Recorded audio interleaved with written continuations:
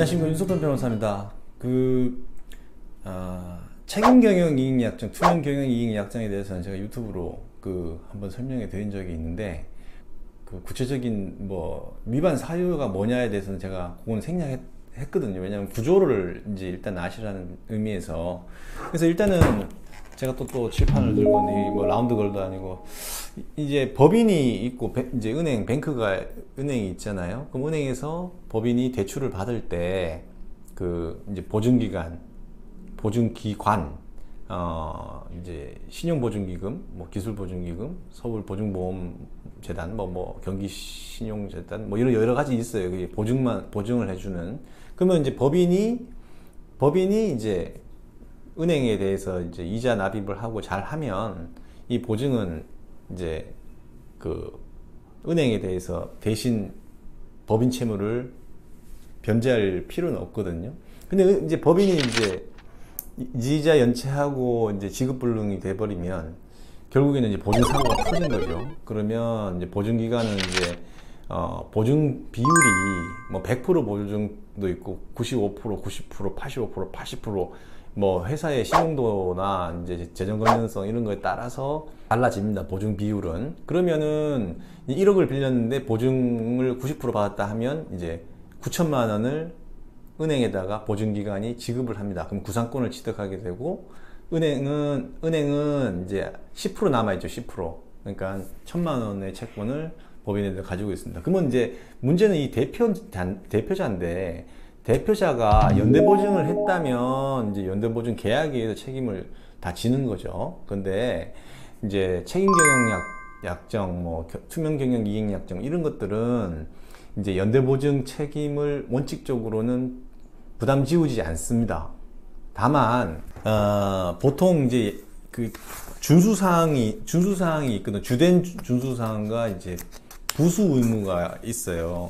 책임경영이익약정서를 예시로 하나 들어드릴 건데, 일단은 이렇게 돼 있습니다. 경영 의무 위반을 하게 되면 연대 책임을 지게 된다. 무엇에 대해서? 법인의 채무 전부에 대해서 이제 책임을 지게 된다 이거죠. 그래서 내용이 뭐가 있냐면은 일단은 조금 양식이 틀려요, 보증기관마다. 그래서 보면 하나 설명해 드릴게요. 금융 관련 제법규의 준수, 그 다음에 기업 회계 기준에 의한 회계 처리 준수, 공문서 사문서의 위변조, 허위자료 제출 금지, 업무상 횡령 배임, 뇌물수수, 자금 유용 등의 금지, 그 다음에 보증서 담보대출 용도 외 사용 금지, 경영에서 탈퇴 또는 투명경영 이익약정 체결, 현재 보유 지분 2분의 1 이상 처분 시 보증기관의 동의 이런 걸 받아야 된다. 기타 투명경영에 위반한 중대한 행위 이런 것들이 있는데, 제가 지금 이런 사건을 좀 맡고 있거든요. 연대 책임을 추궁당하는 사건을 맡고 있는데, 여기 보면은 제일 업무상 횡령 배임 이런 것들은 당연히 연대 책임 지워야 되겠죠. 불법 행위를 했으니까. 근데 조금 이제 좀 해석하기 나름인데, 기업 회계 처리 기준에 의한 회계 처리 준수 요거하고, 그 다음에 이제 허위 자료 제출 금지. 근데 보통 우리가 중소기업들 보면은 영업이 어렵거나 그렇다 하더라도 보증 연장을 위해서, 대출 연장을 위해서 자산을 부채보다 많게 재무상태표를 작성하고 손익계산서상에도 영업이익이 난 것으로 하거든요. 그러면 내지 않아도 될 법인세 이런 것들을 납부하게 됩니다. 울며 겨자먹기로. 자, 그러면 사실상 명백하게 따져서 해석하면 이거 허위자 제출이다 이렇게 될 수도 있겠죠. 근데 이제 그런 것들은 대부분 선량한 거잖아요. 비자금 조성한 그런 것들이 아니고, 재산을 또 은닉하고자 하는 것도 아니고, 계속 영업을 하려다 보니까 부득이하게 한 거잖아요. 대부분 분식된 자료로 보증 연장을 받고 있습니다. 실무적으로, 현실적으로. 그래서 이런 것들은 크게 이제 문제 삼지는 않습니다.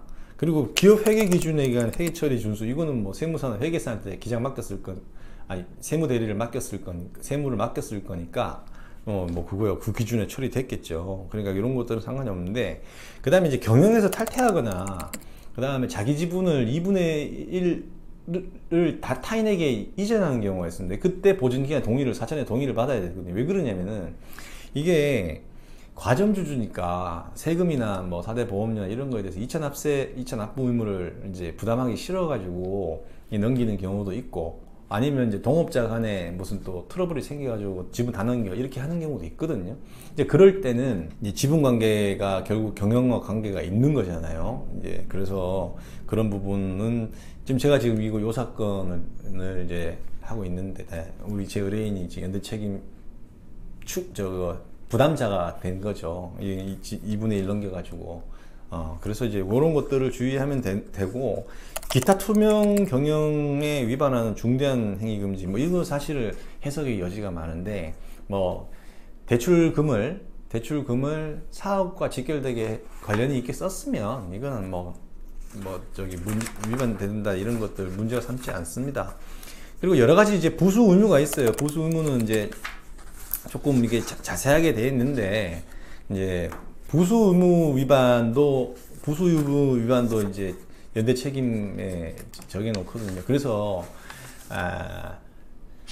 책임 경영 이익 약정, 투명 경영 이익 약정을 해서 보증기관으로부터 보증을 받고 대출을 받았다면은 이 약정서를 잘 읽어 보시기 바랍니다. 그리고 주된 준수사항과 부수 의무를 꼭 확인하시고, 내가 지금 경영을 하면서 연대 책임이 원칙적으로 없지만 이런 것들을 위반했을 경우는 법인 채무에 대해서, 법인 대출 채무겠죠. 대출 채무에 대해서 책임을 질 수 있다라는 부분은 좀 명확하게 인식을 하고 계셔야 됩니다. 그리고 보증기관은 보증료 매출에 따라 틀리겠지만 보증 연장료 400, 500만 원 이렇게 큰 데는 몇 천만 원씩 냅니다. 연장료를.